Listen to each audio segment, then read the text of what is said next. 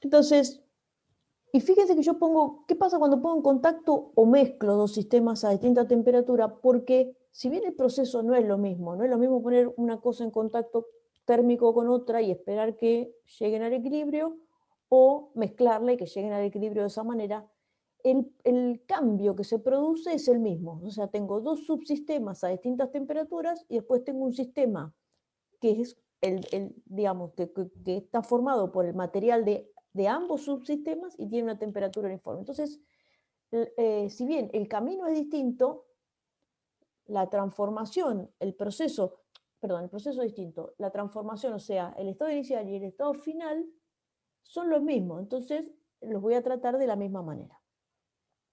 Pero esto es como un prolegómeno, digamos, ¿qué pasa cuando yo pongo en contacto dos sistemas que están a distinta temperatura?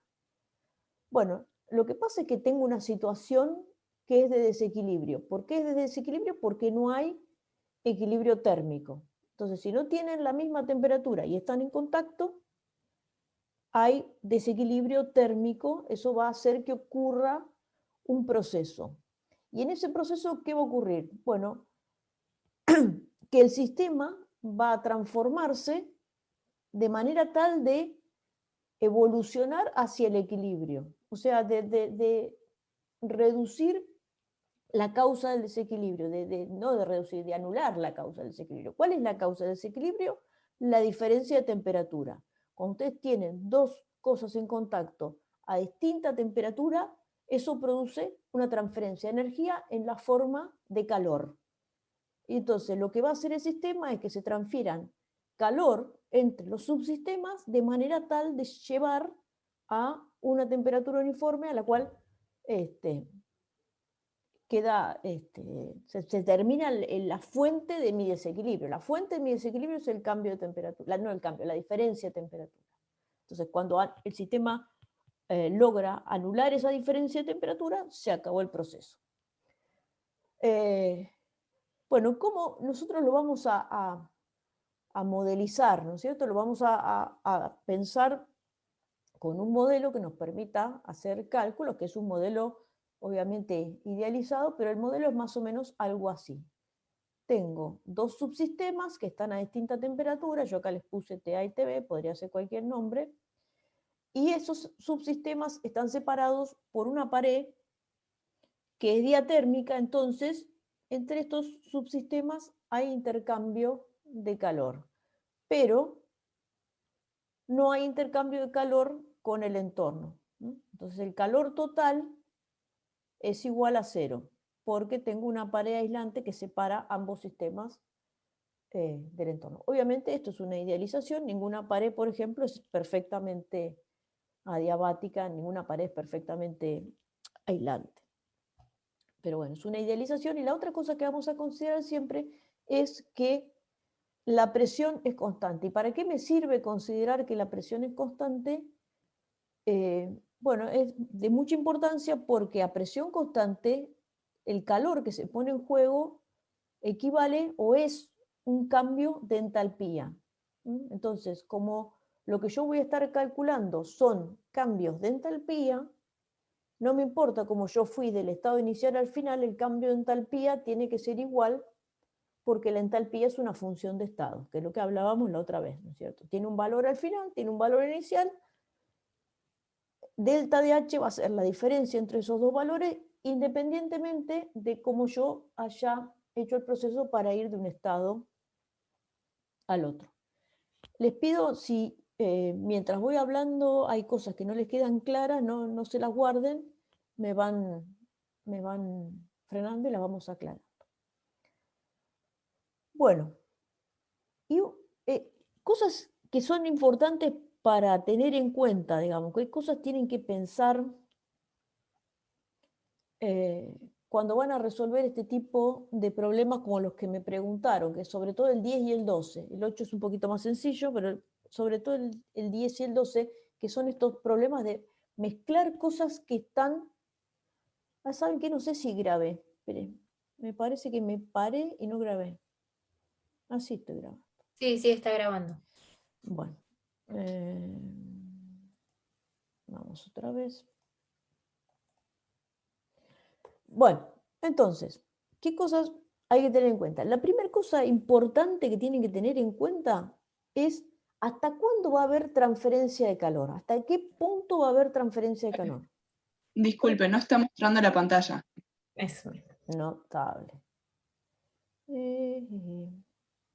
Y ahora vamos a salir. Esto.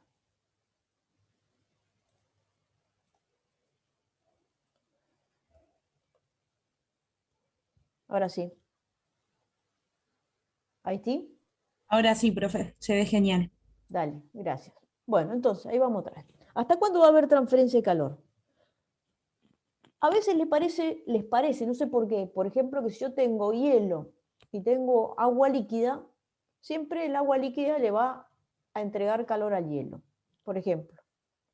Y esa idea, esa es una idea que es equivocada. Va a haber transferencia de calor entre el agua líquida y el hielo hasta que las temperaturas sean iguales. Pero si yo tengo, por ejemplo, hielo y agua líquida a 0 grados, ambas están a la misma temperatura y deja de haber transferencia de calor. Entonces, siempre cuando tienen estos problemas en donde se mezclan cosas que están a distintas temperaturas, el proceso termina cuando se igualan las temperaturas. Y eso yo lo que tengo que ver. ¿A qué temperatura pueden llegar ambos sistemas? Esa es la clave. ¿Y qué fórmulas puedo utilizar para calcular el calor puesto en juego?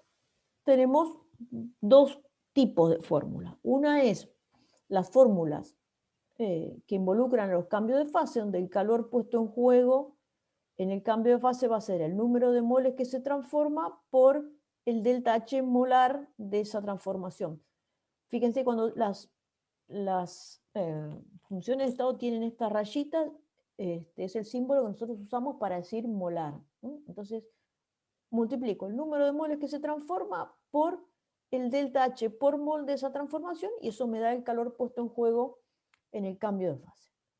La otra fórmula es el calor que se pone en juego en un calentamiento o un enfriamiento, que eso es la integral entre la temperatura inicial y final de la capacidad calorífica por el diferencial de T. Y yo aquí escribí la capacidad calorífica como el número de moles que se transforma por la capacidad calorífica molar. Hay otra fórmula que no la escribí acá, pero está más adelante y que está en las otras hojas de la teoría, que es la masa por el calor específico. O sea, si yo acá pongo una CP minúscula, pero sin la rayita, eso significa calor específico. O sea, con la rayita es la capacidad calorífica de un mol de sustancia y sin la rayita, calor específico, es la capacidad calorífica de 1 gramo. Entonces, para tener la capacidad calorífica total, tengo que multiplicar la masa por el calor específico. De manera análoga, como acá multiplico la capacidad calorífica molar por el número de moles. Bueno, y en estos problemas cuando mezclamos cosas a distintas temperaturas, normalmente vamos a asumir que esta capacidad calorífica es independiente de la temperatura, entonces la puedo sacar y me queda la capacidad calorífica por el delta T. Profe, una consulta. Sí. Solo acá en este ejercicio vamos a considerar que es independiente, ¿no? En este tipo de ejercicios. A ver, vos te tenés que fijar en el enunciado del ejercicio. Si el ejercicio te dice, por ejemplo, no sé, cuánto calor hay que entregarle a una sustancia para calentarla de tal temperatura a tal otra, y te dice como dato, Cp es igual, no sé, a 4, bueno, si te dan un número como Cp, obviamente está implícito que esa capacidad calorífica es constante, porque yo te di un número, vos no tenés forma de imaginarte una función a partir de ese número, es un número, es una constante. Ah, gracias. Pero claro, después va a haber otros ejercicios en donde va a decir Cp es igual a tal cosa. Entonces va a aparecer una fórmula de Cp o Cv que va a ser una función de t. Entonces ahí, eso claramente no podés hacer a poder hacerla la puedes hacer, pero lo que es correcto es reemplazar CP como función de t acá y después hacer la integral de esa función de t que te queda. Genial, gracias, profe. Bien. Bueno, entonces yo decía, acá está una curva, lo que llaman una curva de calentamiento o curva de enfriamiento, que está en otros partes del material que está en el aula, pero esto se usa para, digamos, esto representa cómo cambia la temperatura de un sistema en función del calor intercambiado. A veces, acá dicen, en vez del calor intercambiado está el tiempo, porque se está entregando calor al sistema de manera constante, entonces el tiempo es proporcional al calor intercambiado, es lo mismo. Entonces, ¿qué me representa esta curva de calentamiento? Me representa cómo va cambiando la temperatura de un sistema en función del calor intercambiado cuando yo empiezo del sistema en el estado sólido. Y obviamente esto es esquemático, después en la realidad puede diferir un poco, pero lo esencial es cuáles son las cosas importantes. Cuando yo empiezo a calentar una sustancia que está en estado sólido y le entrego calor, a medida que le voy entregando calor, lo voy calentando, notable. A medida que le entrego calor, lo voy calentando. ¿Hasta cuándo puedo calentar el sólido? Hasta que llego acá, a esta línea punteada, que es la temperatura de fusión. Perdón, esta es el punto de fusión. Entonces, cuando llegué a esto, todo esto es calor para calentar el sólido. Acá es calor para calentar el sólido, desde la temperatura a la que empezó a la temperatura de fusión. Ahora, una vez que sigo entregando calor a la sustancia que está en su temperatura de fusión, fíjense, acá voy entregando calor, el calor intercambiado va avanzando, pero la temperatura se quedó clavada en el punto de fusión. Entonces, todo este es calor que se entrega y no produce un cambio de temperatura. ¿Qué es lo que va cambiando cuando voy desde el punto B al punto C? Bueno, lo que va cambiando es la cantidad de sólido y de líquido que tengo. Cuando estoy en este punto, tengo el sólido a la temperatura de fusión. A medida que voy intercambiando y le voy entregando más calor, tengo cada vez menos sólido y tengo más líquido, hasta que llego en el punto C, en el que tengo todo el material líquido en el punto de fusión. Una vez que alcancé ese estado, si sigo entregando calor, entonces ahora sí se vuelve a poder calentar, y lo que estoy calentando ahora es el líquido. Bueno, y acá pasa lo mismo. ¿Hasta cuándo puedo calentar el líquido? Hasta que llego al punto de ebullición. En ese momento, si sigo entregando calor, lo que hago es transformar todo el líquido que está en D, cada vez voy generando más y más vapor hasta que en E ya tengo todo el líquido vaporizado. Entonces en E tengo todo vapor al punto de ebullición, y si sigo calentando, caliento el gas. Traigo esta curva acá porque se me ocurrió explicarle estos problemas de mezclado usando esta curva. Entonces, las fórmulas que vimos anteriormente, ¿cómo se aplican en esta curva? Bueno, para calcular calor, si yo voy de cualquier punto entre A y B, el calor va a ser N por el Cp molar del sólido por delta T. Dependiendo, digamos, de qué punto empiece y qué punto termine, será el delta T. Pero en esta región, comprendida entre A y B, la fórmula para calcular el calor es N por el Cp molar por delta T, o la masa por calor específico por delta T. En el cambio de fase tengo la fórmula que vimos recién para el cambio de fase, va a ser el número de moles por el delta H molar del cambio de fase. En la región del líquido tengo otra vez una fórmula que es de calentamiento. La única diferencia con esta está en la capacidad calorífica. Acá tengo que usar la capacidad calorífica del líquido. Bueno, acá tengo otra vez una fórmula de calor correspondiente a un cambio de fase, que tengo que tener el delta H, el cambio de fase, y por último, en esta otra región, el calor va a ser N por el Cp del gas por delta T. Bien, entonces esto es como punto de partida. ¿Alguna duda o alguna pregunta con eso? No. Bien. Sí, profe, yo tenía una consulta. Sí, decime. Ponele que hablemos del agua, ¿no? Sí, vamos. La temperatura. ¿Qué? Sí, vamos, pues es el caso más familiar, entonces es el mejor para hablar, aunque en general las cosas que discutimos valen para otras. Es el caso que mejor conocemos. Vamos con ese. La temperatura de B y C sería 0 grados, ¿no? Y de D, 100. Claro, si estamos a la presión normal, la temperatura del punto de fusión es 0 grados centígrados y la temperatura de ebullición es 100 grados centígrados. O 200 Claro, pero ahí se grados. mantiene constante. Claro, ahí se mantiene constante. Ah, bueno. Ahí se mantiene constante. Pues vamos a ver cuando veamos el módulo de equilibrio que si vos tenés otra presión externa, ambos puntos pueden cambiar, el punto de fusión y ebullición, pero el punto de fusión en realidad cambia muy poquito, es despreciable lo que cambia.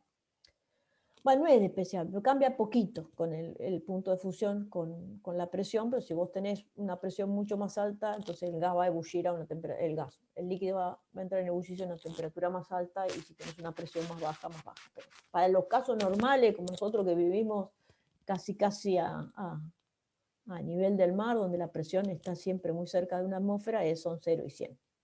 Está bien. Buenísimo. Y la Gracias, otra profe. cosa que tienen que tener en cuenta acá, el delta H, por eso le puse AB, es cualquiera. Normalmente este delta H, el del equilibrio entre el líquido y el vapor, lo tienen como el delta H de vaporización.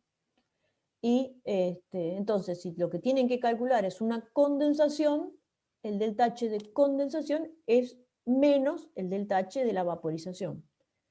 De la misma manera, para este otro equilibrio, el equilibrio entre el sólido y el líquido, en las tablas va a aparecer como delta H de fusión. Entonces, si lo que tienen es una solidificación, el delta H de solidificación es igual en valor absoluto y de signo opuesto, o sea, va a ser el negativo. Si para fundirlo le tienen que entregar calor, para solidificarlo le tienen que sacar la misma cantidad de calor.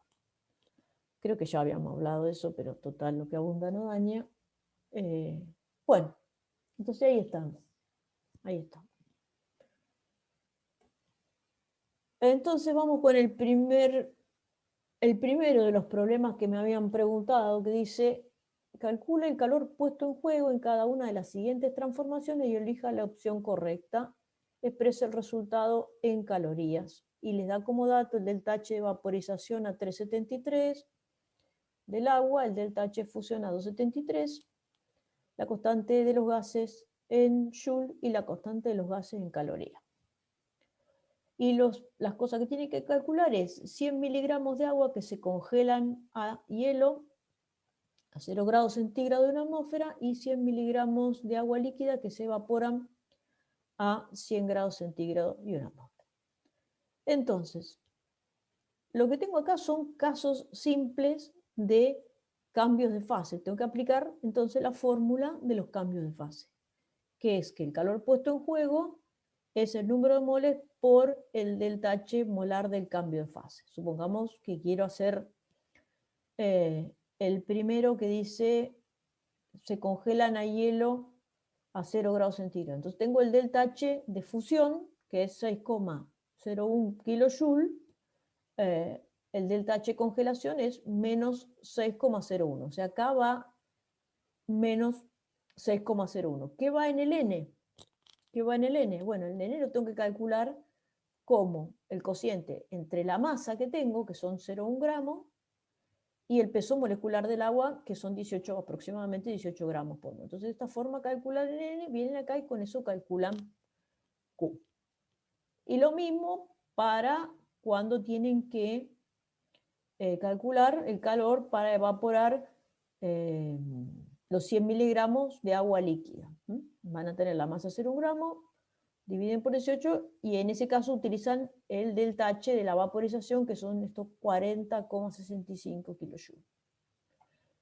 Bueno, ahí está todo, no hay mucha más con este problema. La única cosita que creo que está puesta adrede es que les piden el resultado en calorías. Cuando hacemos los problemas del campus virtual, para que les dé la autocorrección bien, es importante que no tengan que poner digamos, que sepan las unidades, porque si no le va a dar otro número. Entonces, acá Gustavo les puso, o Malena les puso las calorías. ¿Por qué le puso las calorías? Para que hagan la transformación entre kilojoule y caloría. ¿Por qué? Porque los delta H de vaporización los tienen en kilojoule. Los delta H de vaporización los tienen en kilojoule. Entonces, el resultado que calculen con esta fórmula les va a dar en kilojoule y les piden en calorías para que sepan hacer la transformación de kilojoule a caloría. Esa transformación se puede hacer de dos maneras. Una es utilizando el equivalente mecánico del calor, que yo en el material de la primera semana les dije, no les dije, les subí un video donde se explica lo que es el equivalente mecánico del calor, y ustedes pueden saber que una caloría es 4,184 joule. Esa es una manera. La otra forma, que es muy fácil porque solamente tienen que usar la constante R, es ver que estas dos expresiones para R, en joule y en calorías, me permiten establecer una equivalencia. Entonces yo puedo hacer transformaciones entre calorías y joule, o kilocaloría, kilojoule, joule, bueno, entre estos dos tipos de unidades de energía, usando la equivalencia, estas equivalencias de R, y decir 8,314 joule es igual a 1,987 calorías. Entonces, tantos joule que me haya dado este cálculo de acá son X calorías, y haciendo una regla de 3 lo hacen. Si quieren usar el equivalente mecánico del calor, también lo pueden hacer. Cualquiera de las dos formas es lo mismo. Es lo mismo porque esta R es la R en caloría multiplicado por 4,184. Bien, ¿alguna duda o pregunta con esto? Bueno, tomo eso como por un no y sigo. El siguiente problema decía así: calcule la temperatura final en Kelvin para un proceso de mezclado de un mol de agua líquida a 15 grados centígrados con un mol de agua líquida a 65 grados centígrados en un recipiente adiabático a presión constante. En la figura 2 se muestra un esquema del dispositivo y les da el CP del agua líquida. Fíjense, esto es un calor específico porque es joule por gramo por grado Kelvin. Bueno, entonces vamos con este. Esto es el esquema digamos, la representación del sistema que tenemos. Y como dijimos que los subsistemas intercambian calor entre sí, pero no intercambian calor con el entorno, el delta H total es 0, pero a su vez el delta H total es la suma de los delta H de cada uno de los subsistemas, que a su vez, como estamos trabajando a presión constante, estos delta H son los calores. O sea, el delta H del subsistema A es el calor puesto en juego por A, y el delta H del subsistema B es el calor puesto en juego por B. O sea que yo lo que tengo acá es que la suma de estos dos calores es 0. Ahí, eso es lo que tengo. Entonces lo que tengo que hacer, nada, es simplemente usar ahora la fórmula para cada uno de los calores, la fórmula correspondiente a un calentamiento o un enfriamiento, porque sé que uno se va a calentar y el otro se va a enfriar. Bien, entonces acá directamente ya las escribí, estas fórmulas. En el caso del sistema A es el número de moles del sistema A por su capacidad calorífica molar, por TF, que es la temperatura final de los sistemas, menos la temperatura inicial de A. Y en el caso de B es una expresión completamente análoga donde reemplacé A por B. Y fíjense que en ambos casos pongo TF y TF, ¿por qué? Porque yo sé que los dos subsistemas tienen que terminar a la misma temperatura. O sea, TF las temperaturas iniciales son distintas y la temperatura final es una sola, que es justamente lo que quiero encontrar. Y para encontrarlo, como tengo que esto está igualado a 0, fíjense que en esta ecuación son todos datos, son los números de moles de cada uno de los subsistemas, que son un mol, la capacidad calorífica de cada uno de los subsistemas, que son agua, o sea que son los dos, la capacidad calorífica es 4,184 Joule por gramo por Kelvin. Y tengo la temperatura inicial de uno, que será 15, y la de otro 65. Entonces, todo acá es dato, excepto TF, que es mi incógnita, entonces lo que tengo que hacer es despejar TF. Y si despejan TF, les da esta fórmula que está acá.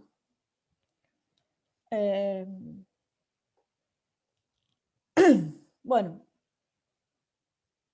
en esta fórmula, como Na por CPA es NB por CPB, son iguales, esta fórmula cuando ustedes la aplican a este caso en particular, supónganse que esta constante Na por CPA le llamo K, le queda K por la temperatura inicial de A, más K por la temperatura inicial de B, dividido K más K, o sea, dividido 2K.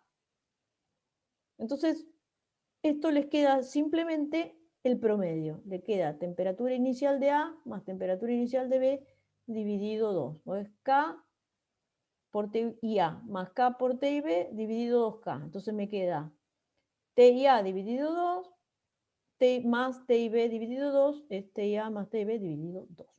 Esto queda para el caso particular de este problema en donde los dos subsistemas que yo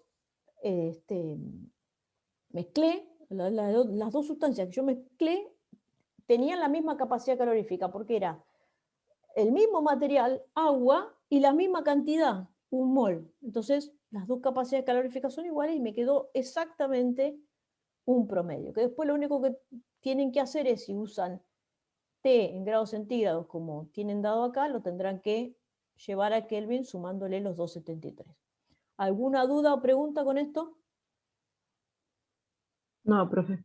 No, profe. Bueno, entonces yo igual lo que quiero hacer, aprovechar este problema y esta ecuación para discutir una cosa un poquito más en profundidad, que no es para el problema, le sirve en general. Fíjense lo que pasa con esta ecuación, la vamos a analizar con un poquito más de detalle. Entonces ahí tengo la misma ecuación.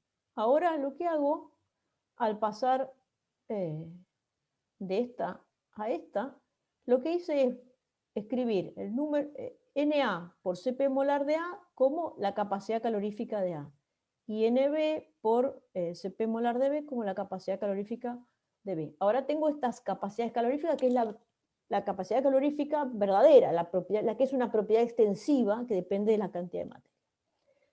Entonces me queda esta fórmula.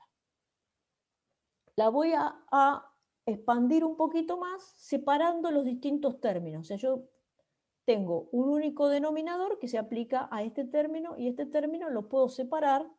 Entonces me queda así. Fíjense, me queda. La temperatura final es este choclo que está acá por la temperatura inicial de A, más este choclo que está acá por la temperatura inicial de B. ¿Qué son estos factores? Estos factores son lo que en estadística se conoce como ponderaciones. ¿Qué características tienen estas ponderaciones? Fíjense, primero, ambas ponderaciones son números menores que 1. ¿Cómo sé que son menores que 1? Porque las capacidades caloríficas son números positivos y entonces estoy dividiendo, por ejemplo, CPA por CPA más algo. Necesariamente eso es un número menor que 1 y lo mismo acá. CPB está dividido por CPB más algo, también es un número menor que 1. Pero además, si ustedes hacen las cuentas, se van a dar cuenta que estas ponderaciones, esta más esta, dan 1. Entonces, estas ponderaciones, yo puedo escribir esto así, donde las ponderaciones, esta es WA y esta es WB, me dicen cuánto pesa la temperatura inicial de A o la temperatura inicial de B en la temperatura final. Imagínense que una sustancia de estas tiene una gran capacidad calorífica, una de las sustancias que yo mezclé tiene una gran capacidad calorífica y la otra tiene una capacidad calorífica muy chiquita. Entonces, ¿qué va a hacer? ¿Qué va a pasar con las ponderaciones? A ver, ¿cuánto va a valer el W de la sustancia o del subsistema que tiene una gran capacidad calorífica? ¿A qué número se va a parecer? A 1. A 1. Y el otro se va a parecer a 0. Entonces supongamos que tengo 0,99, para poner un caso extremo, ¿no? Por la temperatura inicial de A más 0,01 por la temperatura inicial de B. Entonces, la temperatura final va a estar muy cerca de la temperatura inicial de A, perdón.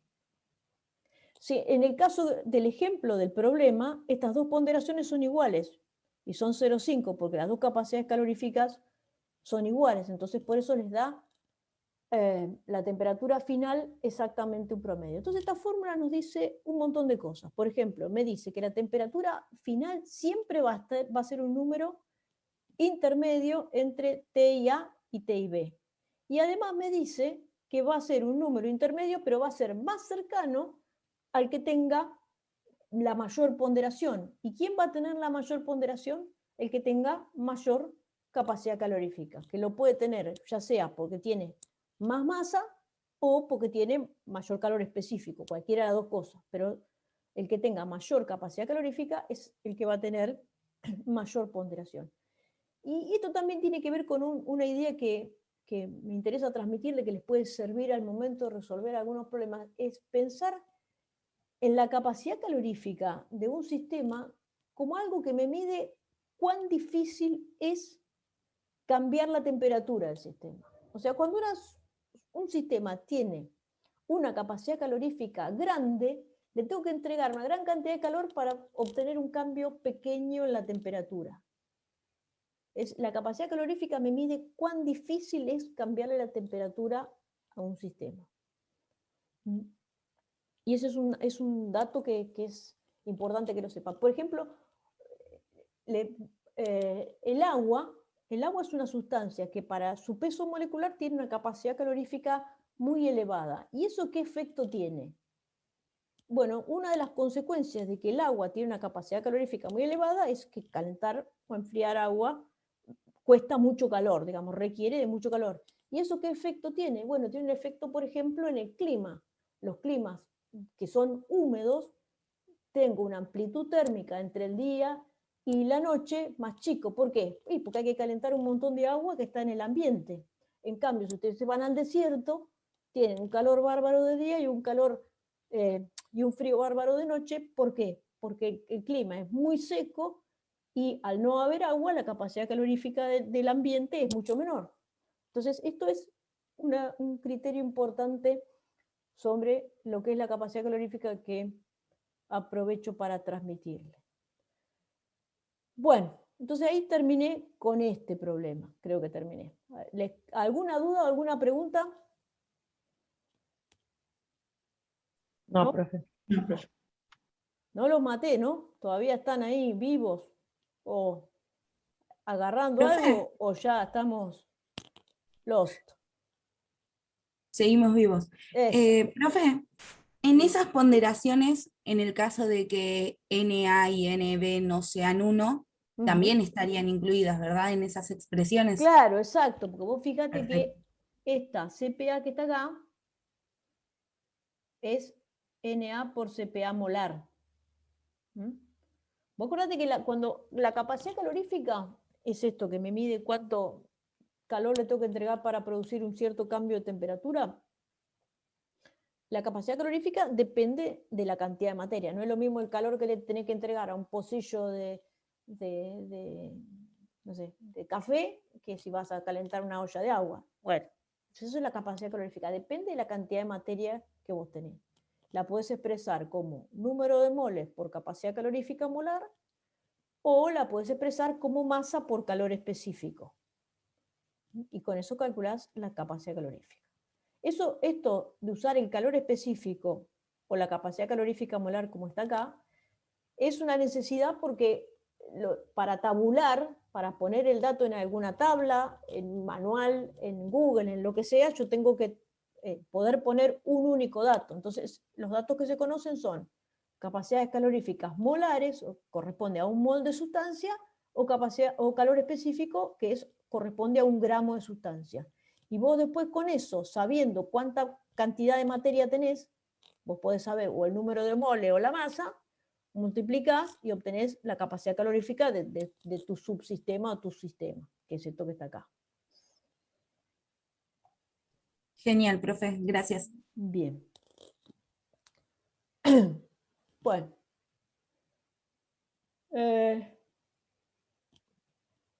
Bueno, entonces para cada uno de los siguientes procesos calcule la temperatura final en grados centígrados y elija la respuesta correcta y les da como datos, bueno, el CP del agua sólida, el CP del agua líquida, el CP del agua gaseosa, el delta H de vaporización y el delta H de fusión. Y el primero de los procesos dice un mol de hielo a 0 grados centígrados se mezcló con un mol de agua líquida a 100 grados centígrados en un recipiente diabático a presión constante.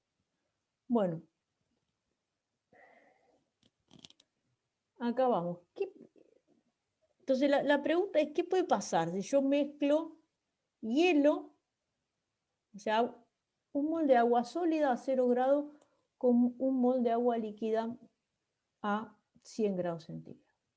Entonces, acá es donde dije, bueno, vamos a usar las curvas de enfriamiento y vamos a pensar dónde está cada uno de estos sistemas. Un mol de agua líquida a 100 está acá. O sea, tengo todo líquido, pero estoy en el punto de ebullición. Y un mol de hielo a 0 está acá. Tengo todo sólido en el punto de fusión. Entonces, ¿qué puede pasar? ¿Qué puede pasar? ¿O qué va a pasar? Primero, lo que es claro es que tengo acá, habíamos dicho al principio, tengo una diferencia de temperatura. Entonces, como hay diferencia de temperatura, va a haber un intercambio de calor. ¿Quién va a perder calor? Va a perder calor el que está caliente y va a ganar el calor el que está frío. Entonces, este punto va a ir bajando. ¿Y este punto qué va a hacer? Y primero va a ir corriéndose hacia la derecha, teniendo cada vez más cantidad de líquido. Y acá pasa una situación y es la siguiente. Yo no sé si el calor que puede entregar el agua que está caliente hasta que llega a su temperatura más baja posible, alcanza para fundir todo el hielo. ¿O no? Eso no lo sé. Eso no lo sé. ¿Cuál es? A ver si lo tengo en la próxima. Ahí está. Espera, vamos acá. ¿Cuál es la mínima temperatura que puede alcanzar el agua que inicialmente estaba a 100? ¿Qué les parece? Empieza a perder calor, le entrega calor al hielo y va bajando por acá. Y mientras tanto el hielo se va fundiendo. ¿Cuál sería la máxima cantidad de calor que el agua que estaba caliente puede entregar? Bueno, el calor va subiendo la cantidad de calor que entrega a medida que voy bajando por acá. ¿Cuál es lo mínimo que puede llegar? Y lo mínimo que puede llegar es a 0. Porque cuando llegó a 0, aunque acá tenga hielo, cuando llegó a 0, el agua a 0 no le entrega calor al hielo a 0. Están los dos a 0, se quedan como están. Entonces lo que tengo que preguntarme es si alcanza el calor que puede entregar el agua caliente para fundir el hielo o no. O sea, acá va el agua inicialmente caliente, puede entregar calor al hielo hasta llegar a 0 grados, pero más no puede, porque ahí ya están en equilibrio térmico. Y eso determina el calor máximo. Entonces, si el calor máximo que puede entregar alcanza para fundir todo el hielo, entonces el hielo se va a fundir completamente y después se va a calentar un poco y el proceso va a terminar con agua líquida a una temperatura intermedia entre 0 y 100. En cambio, Si el calor máximo no alcanza para fundir todo el hielo, entonces queda parte del hielo sin fundir y el resto es agua líquida. Y ambas fases están en equilibrio a 0 grados. Y acá tienen representadas esas dos situaciones en estos diagramas. El agua que estaba a 100, supongamos, esta es la situación en donde el calor máximo, o sea, el calor intercambiado desde ir del punto D al C, supera el necesario para fundir el hielo. Entonces, ¿qué pasa?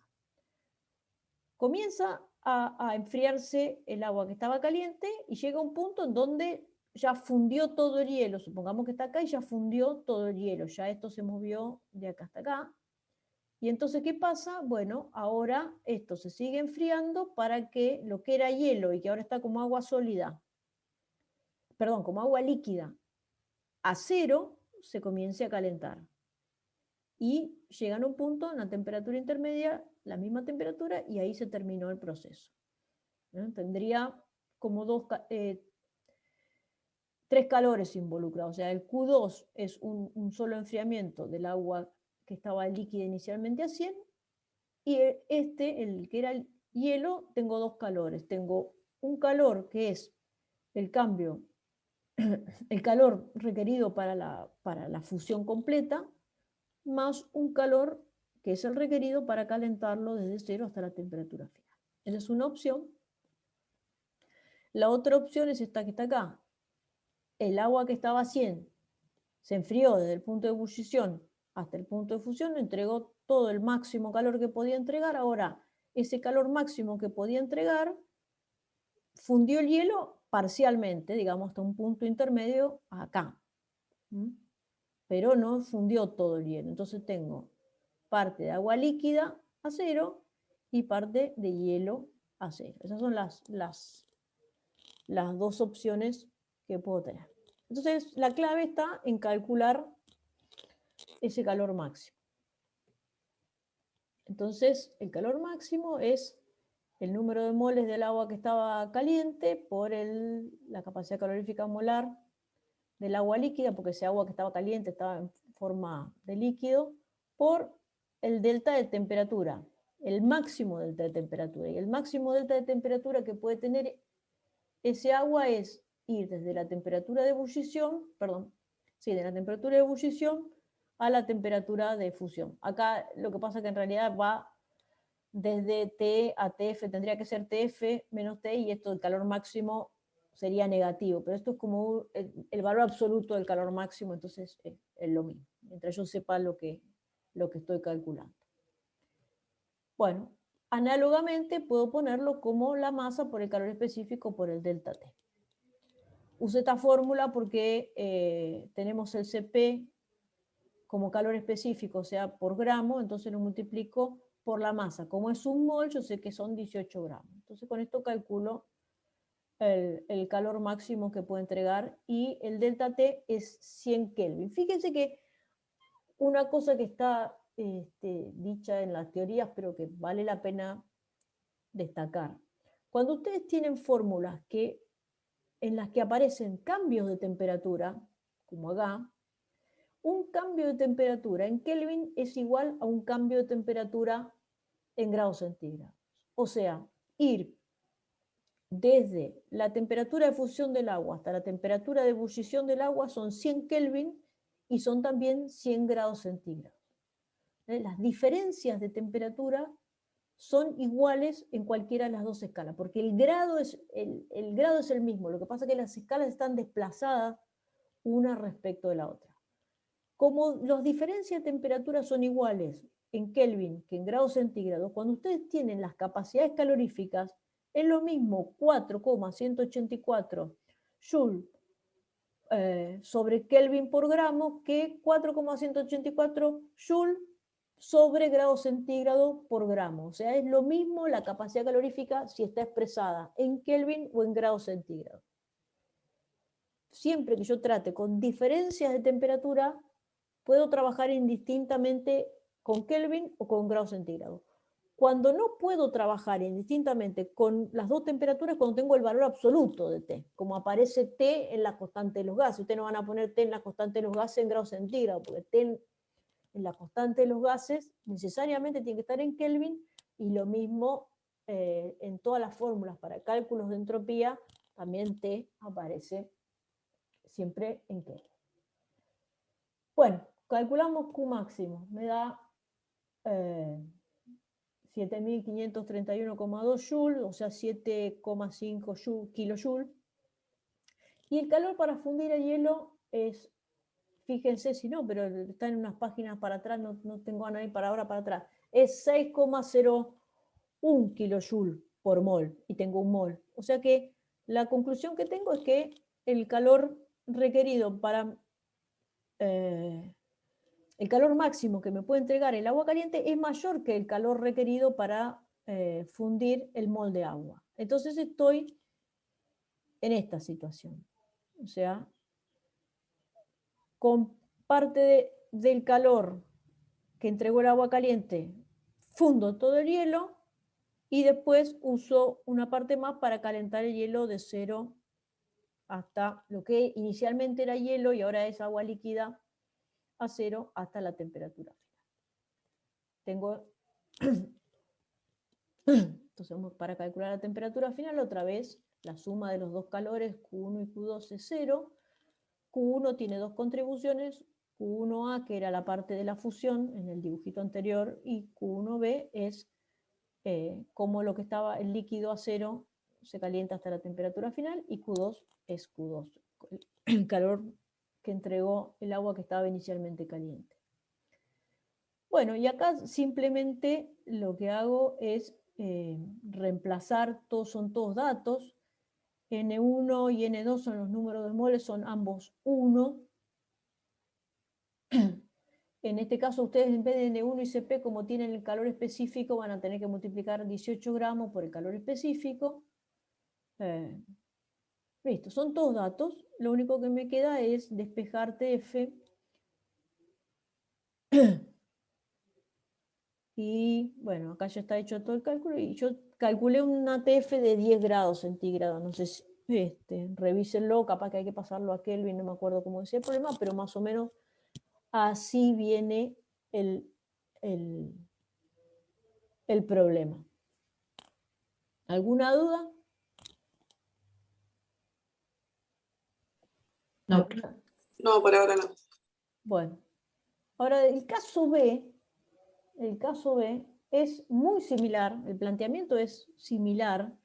La única diferencia es que ahora, en vez de tener un mol de agua líquida, hay medio mol de agua líquida. Entonces, yo acá se los hice con más detalle, pero claramente si tengo la mitad del mol de agua líquida, el Q máximo también se va a reducir a la mitad. O sea, en la fórmula que yo usaba, el Q máximo antes tenía 18 gramos y ahora tengo 9 gramos. Entonces, cuando calculo el Q máximo, me queda que es 3,76 kilojoules, y esto es menor que el calor necesario para fundir todo el hielo. Entonces, el sistema va a terminar en una mezcla de hielo y agua líquida a 0 grados. Y lo que el problema no lo pide, pero en este caso lo que se puede hacer, lo que podría hacer es calcular cuántos moles de hielo se fundieron y cuántos quedaron como sólidos. Entonces, para eso, otra vez pongo Q1 más Q2 es igual a 0, donde Q1 es el calor puesto en juego para fundir la parte del hielo que se fundió. Acá me falta, esto debería ser una delta de H. Entonces, fíjense que yo acá puse NX por el delta H de fusión. ¿Qué es este NX? Porque no sé cuánto es lo que se fundió. Yo tenía un mol, pero no se fundió todo, se fundió una cantidad que no conozco. Entonces, el número de moles que se fundieron por el delta H de fusión es el calor 1, el calor que ganó el subsistema que estaba frío. Y el subsistema 2, sí, tengo el número de moles, que es en este caso 0,5, la capacidad calorífica molar, y la temperatura final, que la conozco, que es 0, porque se enfrió totalmente, fue de 100 a 0. Entonces acá, otra vez, son todos datos excepto el NX. Entonces en este caso yo podría calcular NX cuánto es el número de moles de hielo que se fundieron. ¿Alguna duda o pregunta?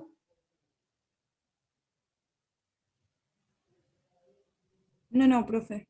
Bueno, y el último, que es el más difícil, pero no lo voy a hacer. Con todo lo que les expliqué, quiero que vayan y lo traten de hacer ustedes pensando en esto de cuánto calor hace falta para, en este caso empiezan con hielo a -12 y vapor a 110. Entonces, bueno, ¿cuánto calor hace falta para calentar el hielo de -12 a 0, para fundirlo? Acá, ¿cuánto falta para, o cuánto se pone en juego cuando cambia de 110 a 100? Y cuánto a medida que se va condensando,